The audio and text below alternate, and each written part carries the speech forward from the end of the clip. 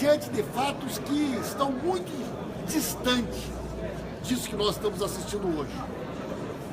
Nós estamos pedindo também que sejam arrolados como testemunhas alguns parlamentares, como, por exemplo, o vice-líder do governo, o deputado Narciso Peronde, diante da seguinte declaração: o Palácio do Planalto será generoso com os deputados fiéis por meio de instrumentos orçamentários e a manutenção de seus apadrinhados políticos nos cargos do governo. A partir desta declaração e da análise da agenda do presidente ontem, onde basicamente foram recebidos parlamentares que constam nos levantamentos da imprensa como parlamentares indecisos, ou parlamentares que ainda não declararam como pretendem votar. Entre esses parlamentares, 10 deles, integrantes da Comissão de Constituição e Justiça, do nosso ponto de vista, é necessário que imediatamente a PGR tome providências, inclusive comunicando o ministro Fachin, relator da Lava Jato, para que seja analisada a possibilidade de medidas quase que cautelares. Lembro, os senhores e as senhoras, que Eduardo Cunha foi afastado desta casa porque, em função do cargo que utilizava, manipulava o processo legislativo e interferia no funcionamento das comissões. Nós temos relatos de ministros que estão operando diretamente estes crimes, e ministros que todos nós sabemos, se não tivesse um foro privilegiado, com certeza já estariam inclusive presos. O que caracteriza a obstrução da justiça é o desvio da finalidade e o uso do dinheiro público para proteger os interesses de uma quadrilha criminosa que tomou de assalto o Palácio do Planalto. É possível, inclusive, medidas que levem ao imediato afastamento. Eu gostaria, mais do que isso, que fossem tirados de circulação, porque estão cometendo crimes à luz do dia, com dinheiro público, para talvez tentar salvar aquilo que já é impossível no país, que é a manutenção do chefe da quadrilha na presidência da República, aquilo que para eles não é mais uma questão política, mas uma questão de polícia, porque todos eles sabem que mais dia menos dia vão perder o foro e vão para a cadeia, como boa parte da quadrilha já foi. Então está protocolada, já temos número deste protocolo, será disponibilizada a íntegra da denúncia para a imprensa e esperamos uma ação imediata, ainda hoje, por parte do procurador Rodrigo Janot.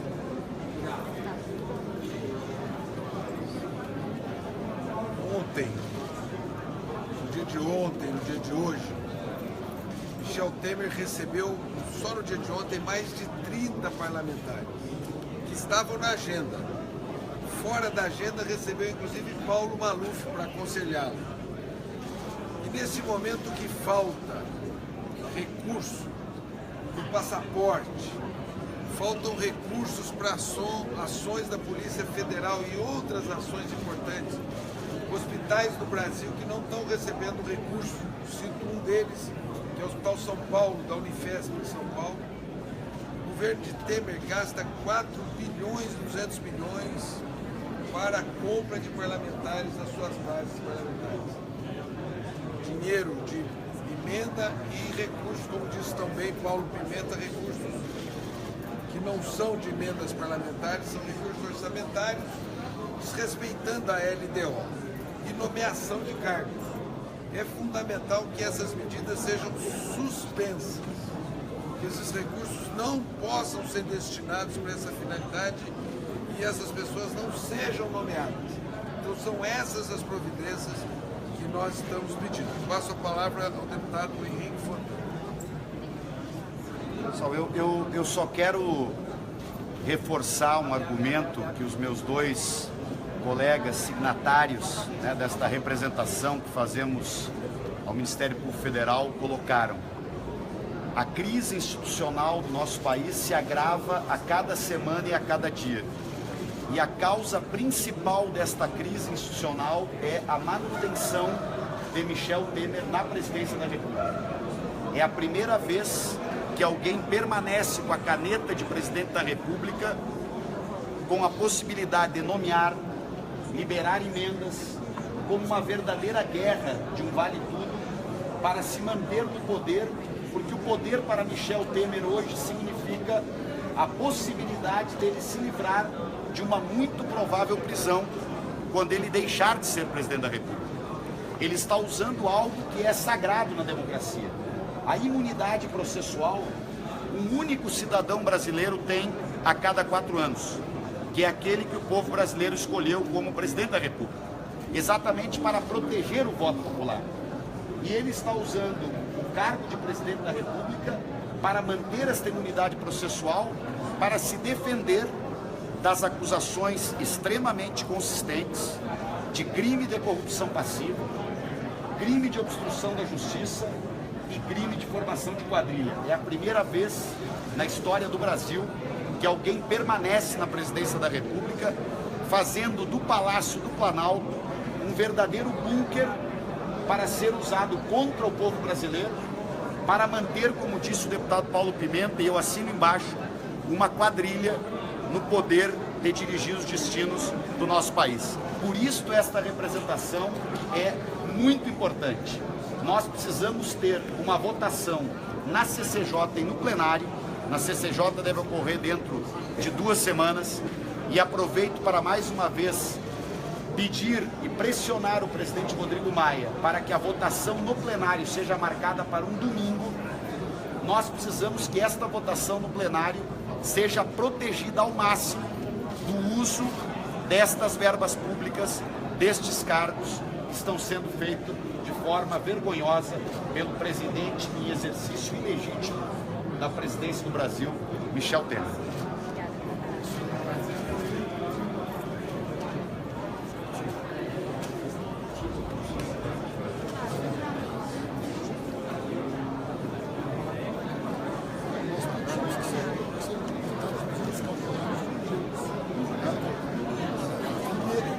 Está na prática de compra de votos para a votação do denúncio. Nós estamos pedindo. Não, ele que vai ser manifestado. Mas nós estamos pedindo os cautelares para imediatamente sustar os crimes que estão ocorrendo. Nós caracterizamos o fato que está acontecendo. Que a Procuradoria atuou pedindo ali o afastamento. Uma continuidade das práticas criminosas, né? A corrupção da prática de crimes.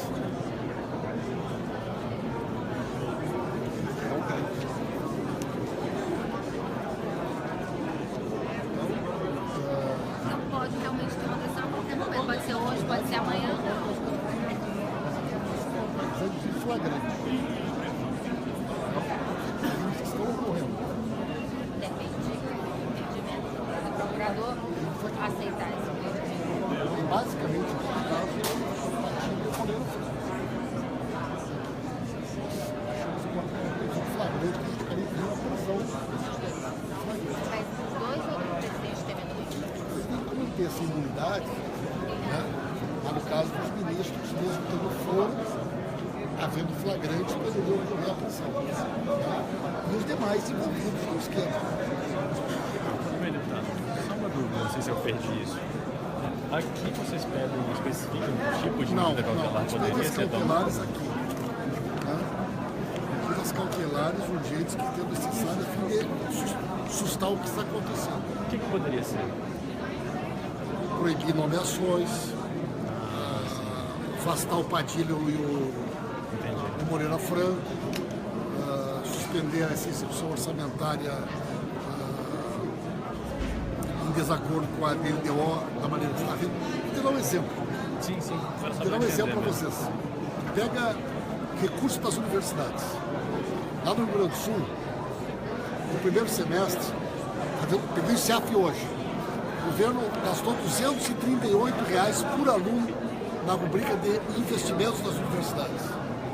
Em Pernambuco, R$1.600 por aluno. São 7 vezes. Não há nenhum critério, não há nenhum capítulo da legislação que permita uma execução orçamentária desta maneira.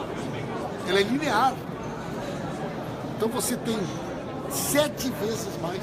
Então a execução orçamentária está se dando absolutamente em desacordo com a LDO, né? E com a própria lei orçamentária. Nós já fizemos essa denúncia também hoje, né? Para o Tribunal de Contas e para a PGR. Né? E, na verdade, nós temos aí declarações que não deixam dúvida. Quer dizer, o próprio vice-líder do governo fala abertamente, né, que o governo utilizará todos os instrumentos orçamentários e a manutenção dos cargos dos apadrinhados que estiverem dispostos a ajudar o governo a derrotar a possibilidade de investigação solicitada pela PGR. Então o governo assume que está cometendo crimes para impedir que o presidente seja investigado. Então, do nosso ponto de vista, isso inclusive pode caracterizar um flagrante, que poderia justificar inclusive prisões no governo, né, para que sejam sustadas as práticas continuadas desses crimes que estão caracterizados. Por isso que o senhor falou em medidas cautelares. Nós pedimos medidas urgentes na PGR, para que efetivamente essas medidas cautelares sejam adotadas. Porque o que acontece, pessoal, tem 10 deputados que ele recebeu ontem são da CCJ. O que o senhor falou do afastamento do Padilha e do Moreira, isso está no documento? Não está, mas é uma analogia. Sabe por que eu faço essa analogia? Porque quando o STF decidiu afastar o Eduardo Cunha do cargo de presidente, ele afastou por quê? Porque ele entendeu que o Eduardo Cunha, no cargo, significava a possibilidade dele cometer o crime de desvio de finalidade. O que é desvio de finalidade? É você tomar decisões, né, no âmbito do serviço público para interesses particulares. Então, o Eduardo Cunha interferia na definição do horário da reunião do Conselho de Ética, interferia na composição das comissões, no horário da abertura do plenário para fazer com que o Conselho de Ética não pudesse funcionar. Então, tudo aquilo foi caracterizado, na época, pelo ministro Teori, como práticas que, para ser coibidas, ele teria que ser afastado.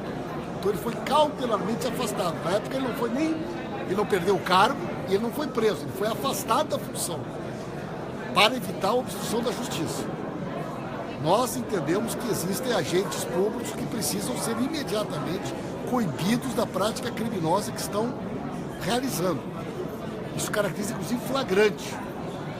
E essa ação, ela pode ser coibida a partir de uma decisão do ministro relator da Lava Jato. Vocês viram a decisão da Polícia Federal ontem de pedir que o Padilha e o Moreira Franco e o próprio Temer sejam incluídos no chamado inquérito mãe, né, da Lava Jato.